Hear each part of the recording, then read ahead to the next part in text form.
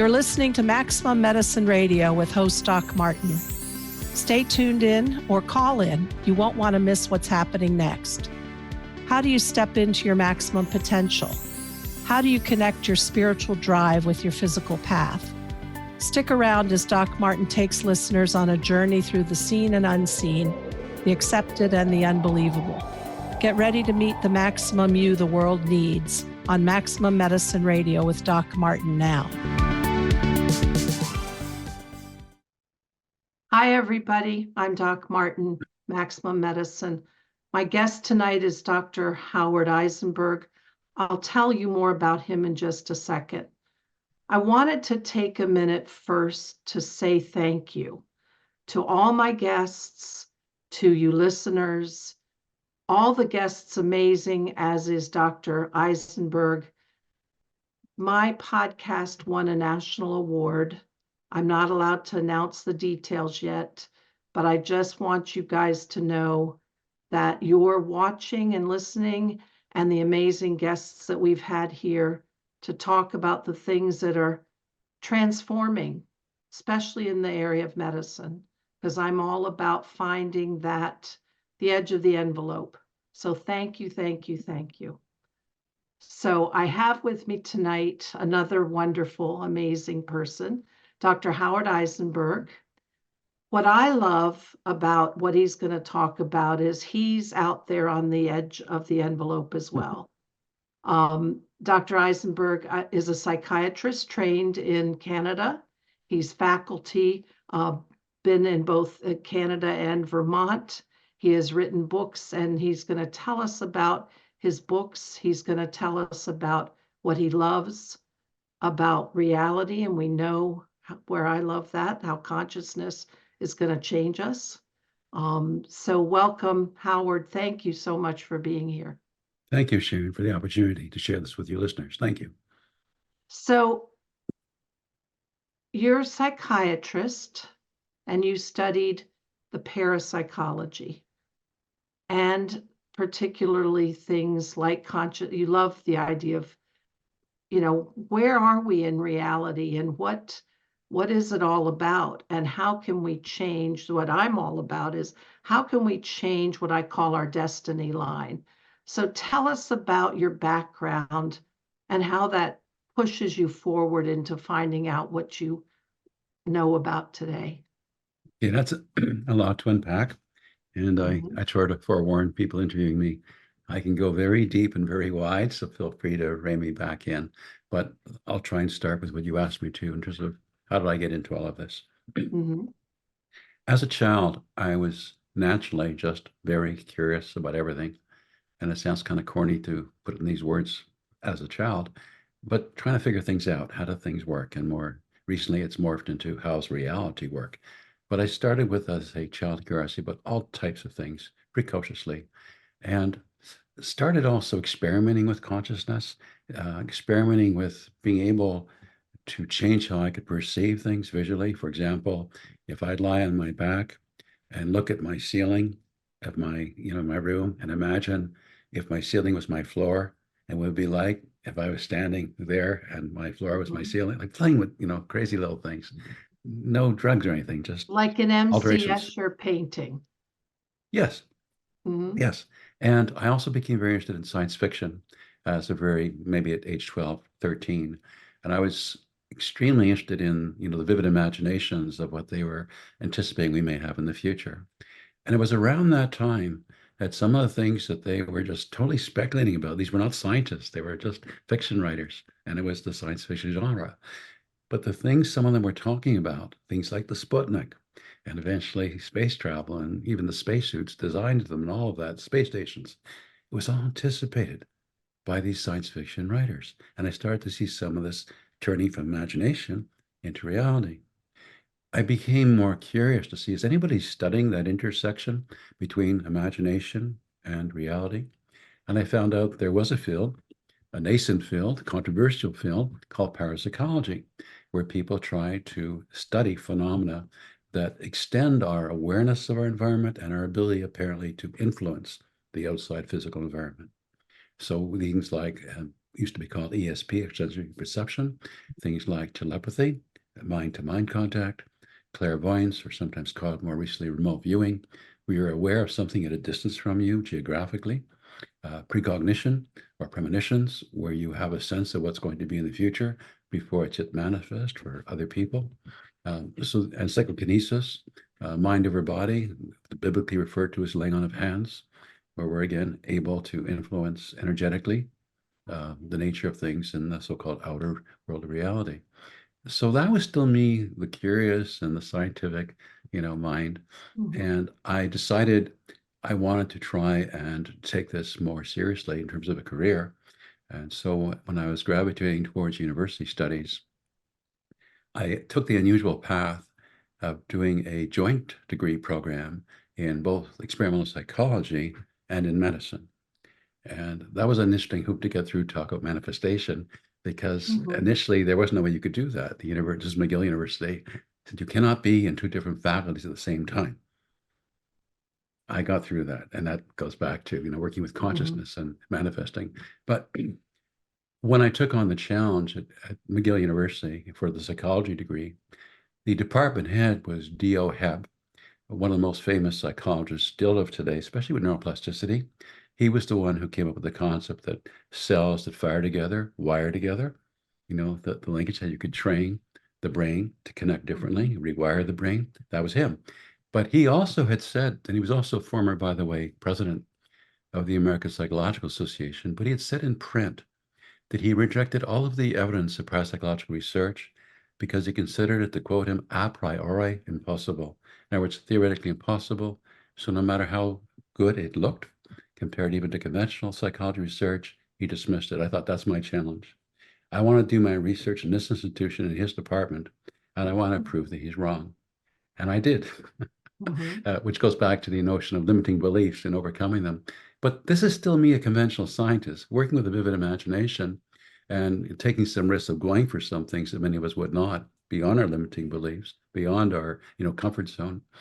But again, still, I would say, somewhat in a materialistic mindset, that the world fundamentally is out there and it's built of discrete physical things that get more and more submicroscopic, but still that is the basis of our reality.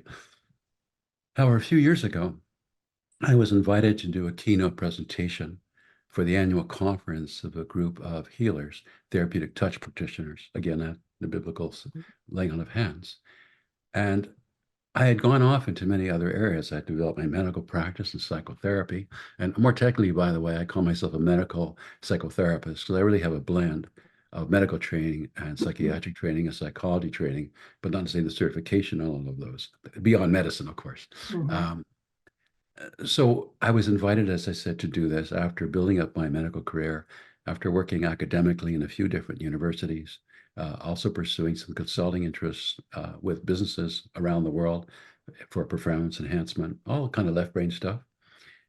But when I was asked to do this presentation, I was given several months in advance notice. It was an annual conference. I wanted to do it due justice. I did a deep, deep dive back into almost half a century of the parapsychological research, because my first book was written almost 50 years ago. That was Inner Spaces, Parapsychological Explorations of the Mind.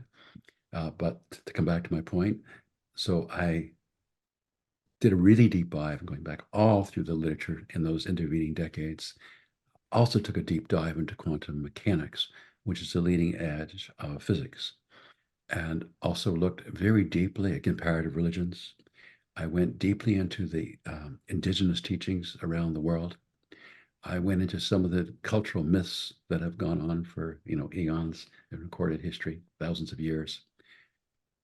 And all of a sudden, and it was suddenly, within like a couple of minutes, as I'm doing this data dump, I suddenly had a shocking revelation, insight, but it was almost like a revelation. And it was not welcome. I didn't expect it. It was not welcome. I did not feel at all desirable in the moment. It was all very fast. And I'll tell you what happened. All of a sudden, I realized that everything I had learned in this massive data dump, based also on half century of interest broadly in many other areas, the dots suddenly connected. And I suddenly realized that my old way of thinking, which is the conventional way in Western science in much of the world, was totally wrong. I had it 180 degrees wrong. Consciousness, our awareness, is primary. It is not secondary. It's not a result of physical brain processes. And there is no independent physical reality out there at all. It's all coming from consciousness. I can unpack this more for you, as I said. I can go deep and wide, but in a nutshell, Well, no, that's I was largely what I'm actually, sharing. I was following along with you because I hit a similar spot when I was studying shamanism, the Peruvian style. Mm-hmm, And you have to throw out, I had to throw out, I'm a physiologist before I was a research and mm-hmm, academic mm-hmm, teacher, professor, mm-hmm, before I went to medical school. And mm-hmm, when I started studying this and I started to see the miraculous things happening mm-hmm, with what we call, New Agey calls energy medicine. mm-hmm, Stephen Schwartz says, no, it's not energy, so don't call it that anymore. mm-hmm. Um, you have to throw out every single thing you thought was true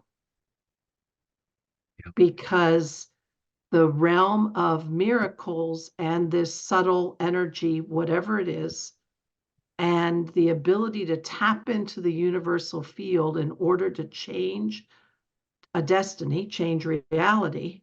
Mm-hmm. I was seeing it play out in front of me multiple times with my classmates, with people who've never done this stuff before, and things were happening to me that anyway. So I'm Mm-hmm. completely, it blows your mind, doesn't it?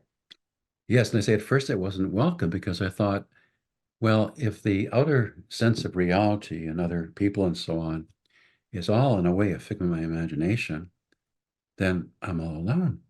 And that was horribly scary and painful. But fortunately, it flipped almost immediately within seconds to I'm not alone. I'm connected to everyone and Mhm, everything. mhm. But in that moment before the flip, it was scary. Yeah. I was just, stepping into a whole other dimension of understanding and experience.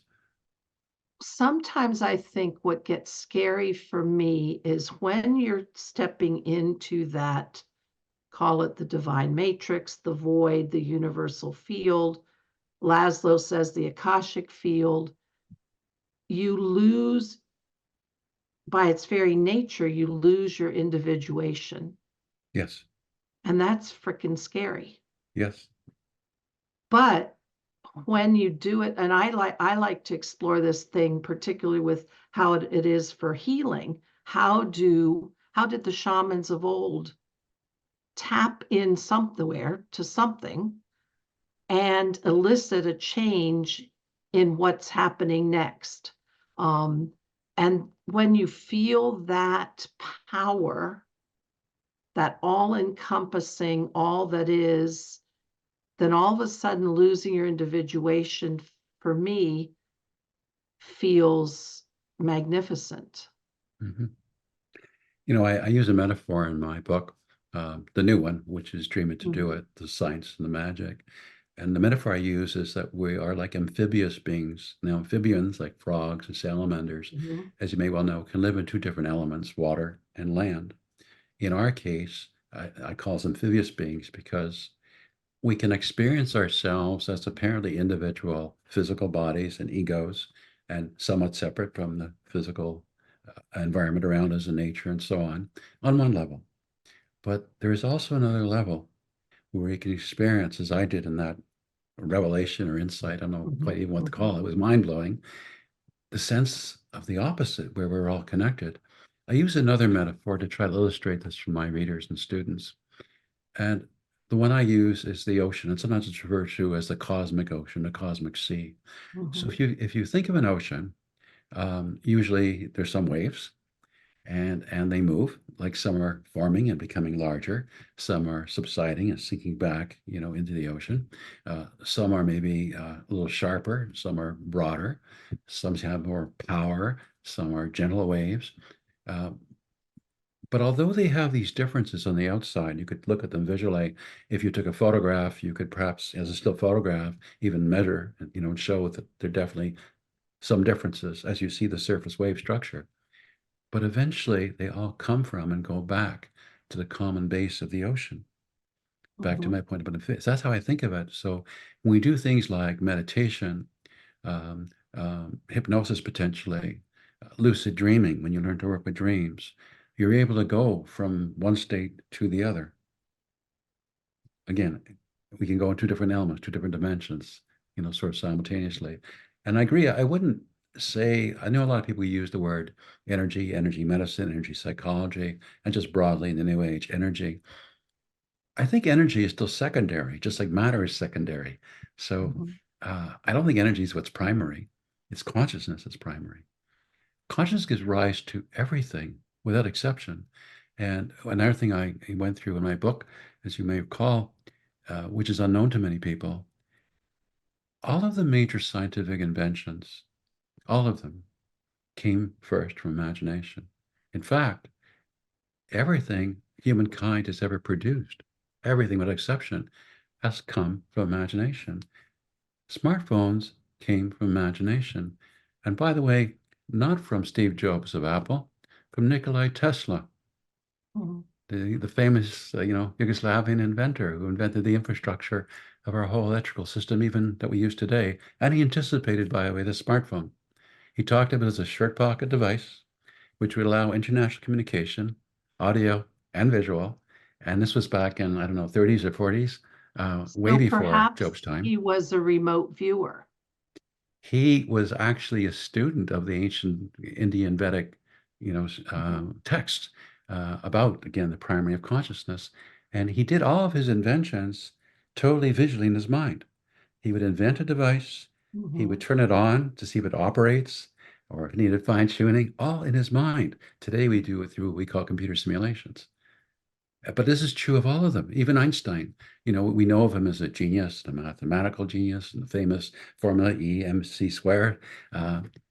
However, he began his studies as we know it at the tender age of 16 by imagining riding a beam of light through the universe and what it would be like if you could do that, how things would be different. Like I'm, laying on my floor, looking at myself, imagining I'm on the ceiling, the other way around, the inverse.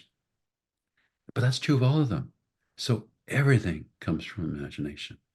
In our field of medicine, we have something which even the public knows to a certain degree called the placebo effect. Sometimes more popular term is the sugar pill effect. Not that it has to be sugar, but the point is, it's taking a substance that's not pharmacological. It's not designed to in any way influence our physiology, our bodily functions, or our mental state. But if you believe it will, in 2/3 of the cases, it does. You can even have side effects from it. If you really believe it's a real medication, even though it's not, some will break out in a rash, where they get loose stools or a headache or whatever. So So it's in all from your imagination. so in your studies, and have you learned, do you have any insight as to what is there a form, a physical form that consciousness takes? Is it a particle wave phenomenon? Do we know? Well, I think we know, and really know. I don't mean intellectually, experientially, but it's not, as you put it, doesn't take a form in terms of particles or flakes. We can, in a sense, if you want to put it that way, we can materialize anything out of our imagination. I mean, again, this technology of the iPhone, which previously would have occupied a huge mainframe computer in a dedicated room with special air conditioning, and it still wouldn't have been probably close to the power of this. It's all come from imagination. Steve Jobs, as you may know, experimented aside from meditation with Indian teachers with the psychedelic drug LSD. It's all from the imagination. But coming back to your question in a different way, so in a way, back to the amphibian model, we're like, Teilhard de Chardin, the Catholic theologian and philosopher and paleontologist, he said, we're not human beings having a spiritual experience, which is what some people believe in conventional Western religions these days. He said the opposite. We're spiritual beings having a human experience. And the way I conceptualize it is this. You know that when we send astronauts to, let's say, the moon, another place, very different than our home planet here, Earth, as we think of it. They have to be in special space boots and have other protective devices and so on. In a way, we are an extension again of this source. I call it source, by the way. I think God is too controversial with different religious beliefs these days, and people have different sense of what that even means. So I think most basically it's source. It's where everything comes from ultimately. So we're in a way like skinwalkers doing an earth walk for source. So we are an extension of awareness for the source of all of our consciousness. Just like when we have a dream, we are the dreamer. Yet within our dream, we usually populate it with other people, other objects, other vistas and locations, but it's still all coming from us. And when you learn to work with dreams, even if you're working with it at just, let's say, a moderate level, to learn how to come up with more creative ideas, I mean, you're really able to play with it. It's not just a random thing. And if you really become skilled and work with things like lucid dreaming, which I try to, again, give the techniques, instructions for that, because anyone can learn to do it in my book, then you're almost like able to dive into the water, swim around to where you want to go, come up, for air if you need it. It's a very pleasant experience. It's a very expanding experience. It's a very beneficial experience. So I'm sitting here wondering, do we have a kind of chicken or the egg phenomena? Because you have remote viewers, and Stefan Schwartz does the research on what they're seeing in 2030, 2035, 2040. Are they seeing something that has already been, let's say, downloaded from source? Are they seeing what collectively people are going to imagine in the future? How do you kind of separate out if imagination is creating reality? How are they able to see things in the future? So, imagination can create reality, yes, but it doesn't mean it's as simple as just some imagination creates reality. I mean, for example, with the placebo effect, for imagination to make a placebo effective, it has to be given to a patient in a way that is convincing them that it's a proper medication by a physician, by a nurse, or they have to obtain a prescription and obtain it from the pharmacy. So the way it's presented, the way the wheels are greased for the imagination, the way it's enriched, makes a big difference in terms of its ability to actually manifest that benefit. The other thing I would say is going back to quantum mechanics and physics. The nature of reality, as I said earlier, contrary to what we've been taught, there is no ultimate physical substance, nor is there any ultimate energetic substance. It's all coming from source consciousness. But it's also very convergent. I point out that the ancient indigenous teachings, the mystical experiences people have, the sense of reality, which is very different, and even for some people under psychedelic plant medicines, is very convergent in some ways, strange enough, with the findings of modern physics.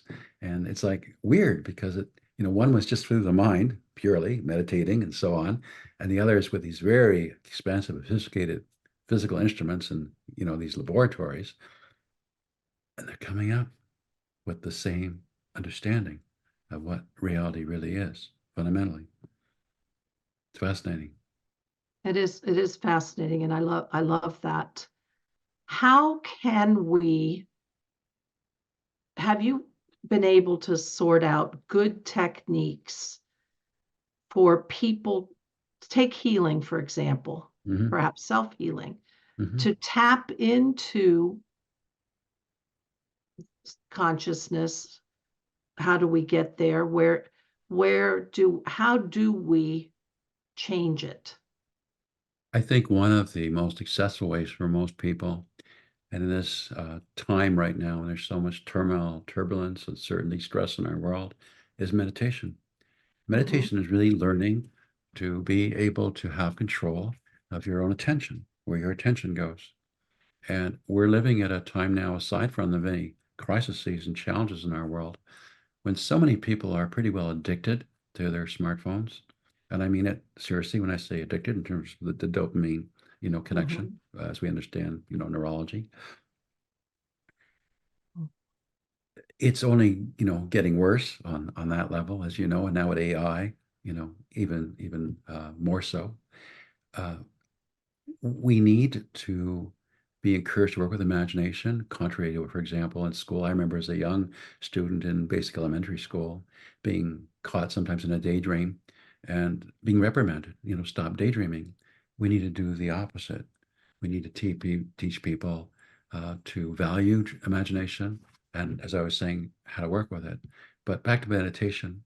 So in meditation, even though there's many different ways of doing meditation, and I describe two basic techniques in my book, fundamentally, it's about doing something that gives you more ability to control your concentration, your attention. And aside from right now, as I say, we're so distracted by these smartphones and all the news and the rumors and craziness out there. It's worse now that way, but again, it's always been this need to be more respectful of the inner world, and potentially with that, we refer to this sometimes now as wisdom of the heart. We can go into other deep conversation. We have time on what that means too. But back on meditation, so you're learning in meditation to control your attention. And many people have a misconception about this. They think that if you do it properly, your mind is totally clear and calm.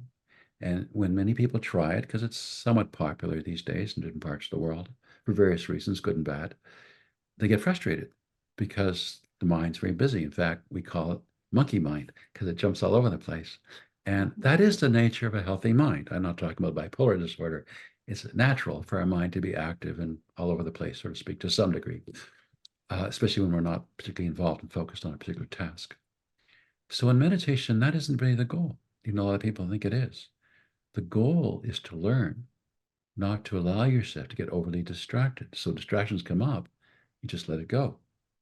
Like the Buddhist used the metaphor of clouds passing in the sky, non-attachment, just let go, it will pass. So I'd like to add another facet of that, because I see meditation more from a spiritual point of view, and I'll explain what I mean by that in a minute. And the ability to tap into what Laszlo calls the universal information field. So to be in that space where you are connected, where you know that you are part of all that is and you're equal to everything else all around you, that to me is a very deep spiritual concept, but not just to focus the attention, but to have access to information that may not be, I'll call it, available in your human mind. Right. And I agree with you, by the way, that to me, that would be like what I first said to you was the most immediate thing I would recommend to people who want to have some better understanding and skill with this. And it helps too for stress, just, you'll quiet things down and I'll be so worked up or taken off balance by things. But in the technique one of the techniques that I give in my book on meditation, which I don't mind describing very briefly to you right now, is that second level. So many of the breathing techniques we see coming out over the ages and in different cultures and different traditions and techniques of meditation. Sometimes it's referred to in modern terms as breath work, just by itself almost. But breathing has a central role in meditation. And even if you want to think, starting with, again, just initial relaxation. So as you may know, when we breathe more deeply from the belly, from the abdomen, because we're using the diaphragm to extend the whole area of our chest cavity, not just using the rib cage, but the diaphragm too. It expands that whole area. We have greater volume of air we can take in on one breath. So when you learn to breathe from that abdominal, again, diaphragmatic way, you're breathing more deeply. And when you're breathing more deeply, you don't have to breathe as quickly. So your breathing rate can slow down. When you're breathing this way, you're stimulating the vagal nerve. The vagal nerve, unlike most nerves in our body, first of all, it's the largest and longest nerve in the body, but more even interesting than that, most nerves in our body are like one-way streets. You have sensory nerves bringing information from the body to the brain, as we understand it. And we have the motor nerves, which nerves come from the brain to control the muscles and move our limbs and so on. The vagus nerve is a two-lane superhighway. It goes both ways. And unlike the other nerves, even though it's only a nerve, even though it's the largest nerve and it's a two-way nerve, when it's stimulated, it controls the brain. And the very fastest way for any of us, even if we're just dealing with stress, to, we call it downregulate your nervous system, calm down, is just through deep breathing, just like immediately. Howard, going back to the second level and the technique as I describe it in my book. So as well as breathing more deeply, and I'm starting with still the first level of the relaxation, just do it properly as I understand it. You want your inhalation duration, like the amount of time it takes you to inhale and have a full breath, in-breath, to be approximately half as long as the exhalation, your out-breath when you breathe out. So for example, if mentally in your mind, you don't have to do it out loud, you're counting with your in-breath, it would be something like 1, 2, 3. And then your out-breath would be 1, 2, 3, 4, 5, 6. Now, if I stopped at that level, that's a very simple and basic and relaxing meditation, but I don't.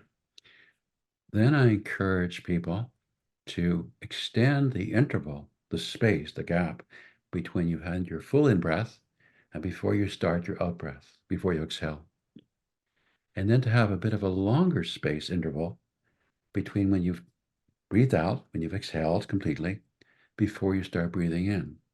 In those two gaps, you have a portal to source that's always available to you.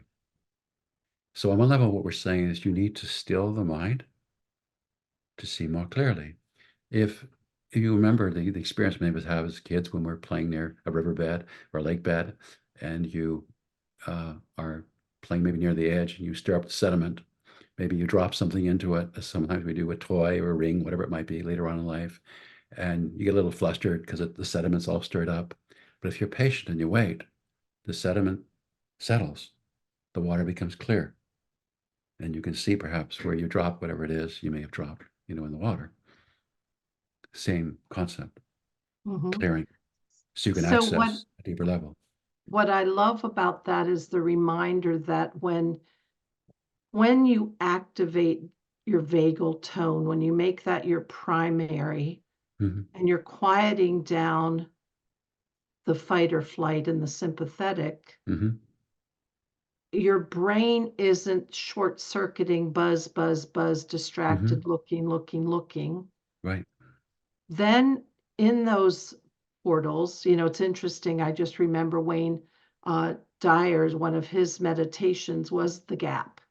Anyway, when you said the portal, then that space for me, that quiet space, then all of the data that we've taken in, all that we take in all the time, but we don't put our awareness to, is now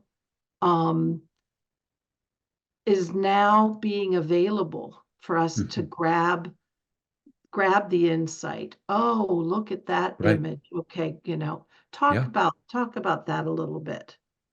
It's also possible to access a similar, altered state of consciousness we're sort of talking about, or intermediate state of consciousness in other ways. So we're just talking about how one could do it with meditation.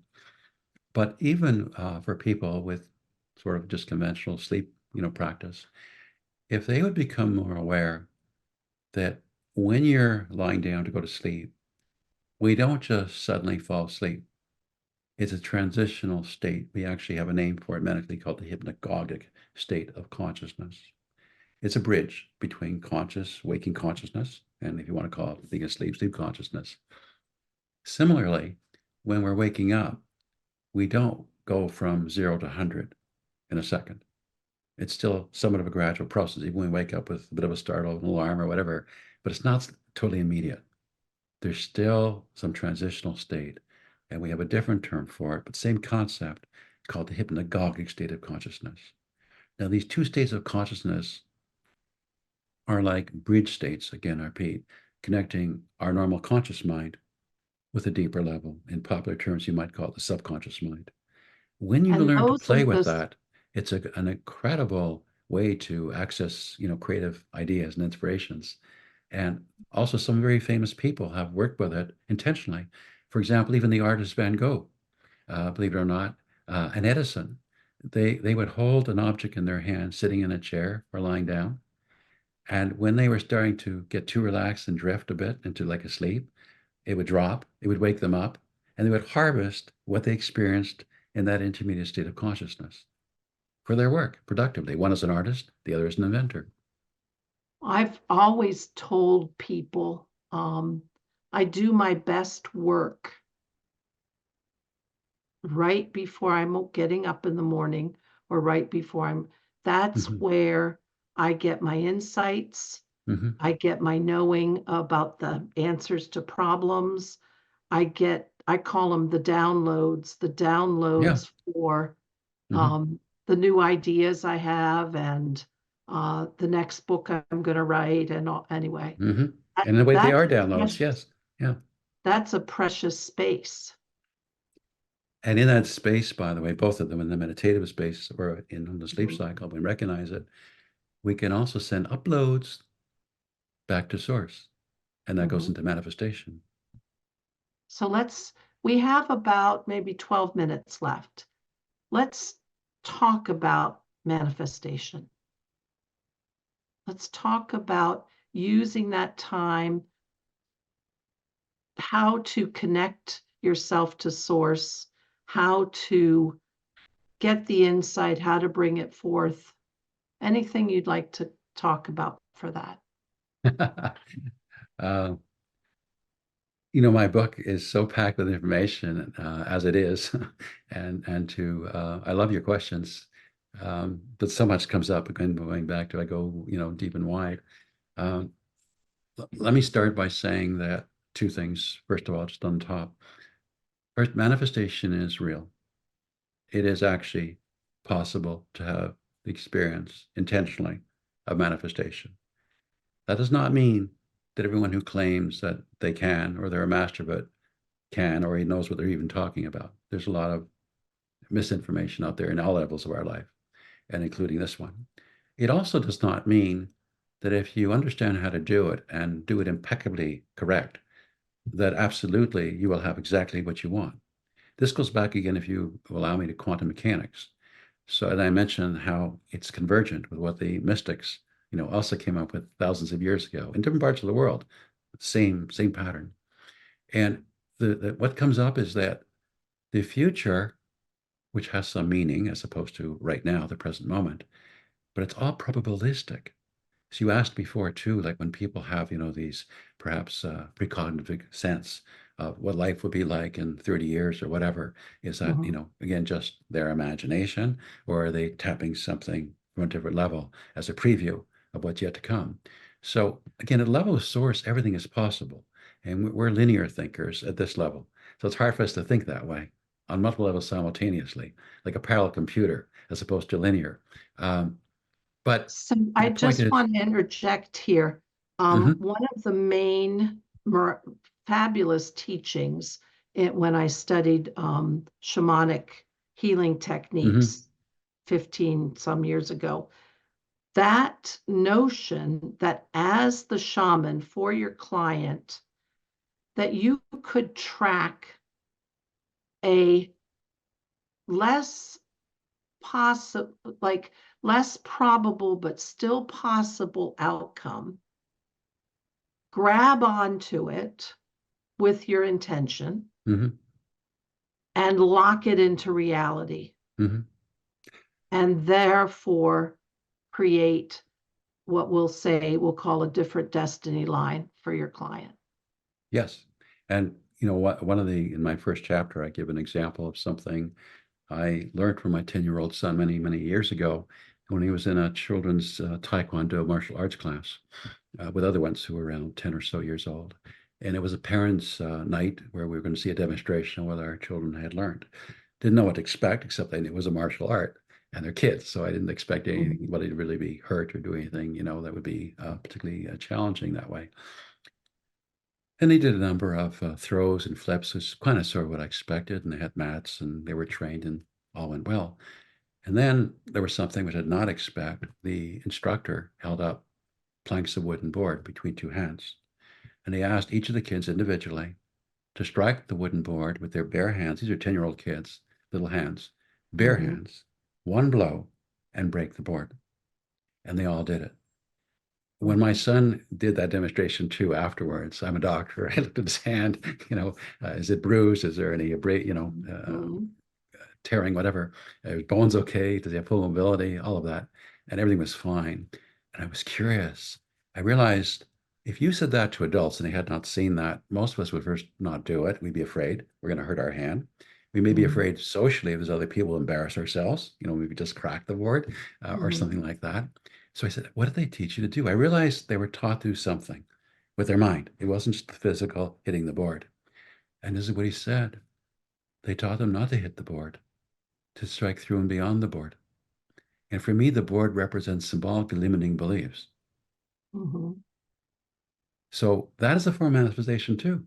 If you visualize and have the intention and have the belief and question belief, because if you hesitate in the expression, he who hesitates is lost. If you hesitate, you'll either perhaps hurt your hand or you Mm-hmm. may just partially, crack the board and maybe embarrass yourself with a whole class of people and people watching you. But you And have one to of also the have things, the belief. Mhm. Sorry. Yeah. And one of the things I think that when you do teach people about intention, you've got to make the picture of what you want absolutely clear Yeah. So because you can clear. be, Yeah. So clear that you believe it. You can see it, and and so clear that what mhm, you're going to get is really what you want. mhm, I mean, how many times have you been miserable in a relationship or your job? You say, oh, I got to get out of this. I need another job. I need another job. I got to get mhm, out of this. Well, then you get out of it. Maybe you get fired. mhm. Maybe that wasn't the way you wanted to get out of it. Right, right, Or you right. land in something that promises you $10,000 signing bonus, but you find out it's as big a hell as the one you left. That that is a key part to my thinking of manifesting is get your intention, get the picture of Mhm. what you want absolutely clear and play it Yeah. out. Maybe that's what Tesla's doing. Play it Yes. out in your mind what the outcome is. Mhm, Do you like yourself in it? mhm. Can you feel yourself? Feeling is a big key too. Can you Yes. feel yourself in it? And does it feel good and right? Because you can, in a moment of fury or distress or upset, you can go, oh, I want this and want Right, it so badly. And boom, you get it. right. But then you're like, whoa. Buyer's remorse. You're Yeah. raising another, really interesting area, and that's how our emotions, our feelings can corrupt us, can corrupt Mm-hmm. our making good judgment. And I'm actually working on a second book now on, Mm-hmm. in a way, ego management, because I think the ego, which is emotionally driven, is the Mm-hmm. cause of almost all our problems. And we have to learn how to tame the ego. I teach my patients in psychotherapy. I hardly work with medication. I mostly work education with them. Fundamentally, I say you have to learn to think through your emotions. Don't ignore them. Don't use willpower to suppress them, but think through them. That's not where wisdom comes from. Power of a sort, but not the wisdom. Think through it. Let it be Mm-hmm. guiding you, not controlling you. So that's another way of saying what you are. Like, think it Yeah, through. I like that. I like that. I do think, yes, you don't want to get topsy-turvy all in a whirlpool of emotions, but we do need our feeling state Mhm. to know if something we're visualizing and intending is right. Yes, but that feeling state to me would be more what I call intuition than Okay. emotion. It is a feeling. A lot of people confuse the two as well, Mm. emotion and intuition, because intuition kind of comes through the feeling channel, but it's not an emotion. Similarly, as itchiness in our body comes through nerve fibers that carry pain, but itching isn't pain exactly. yet it's coming through the same transmission pathway. Yeah. So we have a few minutes left. Maybe about 3 or so. Mm-hmm. What would you say to people other than get your book, dream it to do it? Because it does have lots of things to learn and reflect on and deepen into. But what are some basic things you would suggest to people who are looking to, in this crazy world, find some peace, improve their life, and then maybe even manifest something good? When I had that, as I said, revelation type experience about the fundamental understanding of reality, at the same time, we didn't go into before, I felt called to share what I've learned with humanity. And that's why I wrote my book. And that's why I'm doing these international podcast interviews and internet, connections in various other ways all over the world right now. Our world's falling apart. It is becoming more and more dystopian, and it's accelerating. I don't want to be dark, but there are just so many existential threats right now. It's almost all driven by this distraction, and in part, as I say, by emotion and the ego. So I wrote my book to help people understand what reality is, how to navigate, and how to have a relationship that's more satisfying, that's more healthy. And when you understand it, it's not just for yourself, it's for all of us. Mm-hmm. So my hope is that people realize the world's in a bad state right now, and there's a reason for it. I think back to one of the Einstein quotes, where he says, doing the same things while expecting different results is insanity. It's crazy. So we know that this materialistic way of living, this way of also distributing wealth in the capitalist system as it is right now, with so much in the so-called 1%, there's something inherently wrong about all of this. And as our technology becomes more and more advanced and magical and wondrous, it's more and more poisoning everything that sustains life, ours and all other species. So we need a different way. And it's not a mystery because it's in the old teachings, in the religious teachings, in the indigenous teachings, in the spontaneous mental experiences people have been gifted with. It's there. So there is an answer to a much better world. And when you learn to work with it yourself, it's not just for yourself. You're helping everyone else because we're all connected. And I think when you do these techniques to quiet the distractions and tap into the transcendent, you do realize that you're part of something bigger. And maybe then, please, Lord, maybe then our fracturing can be healed. Yeah. And most immediately, I know we're short on time, I remind your listeners of the golden rule. There's other religions and traditions that have the same notion. Treat others as you would want them to treat you. Just that one alone would transform our social world around the world. If we just all did that, if we treated everyone else we encounter in some way, the way we want to be treated by them, fundamentally, just that alone would change everything for the better. And I'm going to add to that because I love that teaching. And what Stefan Schwartz teaches, which is a corollary to that, is in every decision, pick the one that brings the most well-being. Wonderful. Thank you. Everybody, Dr. Howard Eisenberg, his book, Dream It to Do It, The Science and the Magic. And you can read that and get really deep insights and start to bring yourself to center and bring forth the best of you so our world can evolve in a good way. Howard, thank you so much for being here tonight. Thank you so much, Sharon. Very good questions, and I appreciate this opportunity. Thank you. Thank you. Emily, thank you. You've been listening to Maximum Medicine Radio with Doc Martin. Tune in next time while the doc talks health, spirituality, and the impact your beliefs have on every part of who you are, body and soul. Doc Martin unpacks the challenges we face as human beings and teaches callers to open the door between the scientific and the mystical. To learn more about Doc Martin and Maximum Medicine, visit www.sharonmartinmd.com.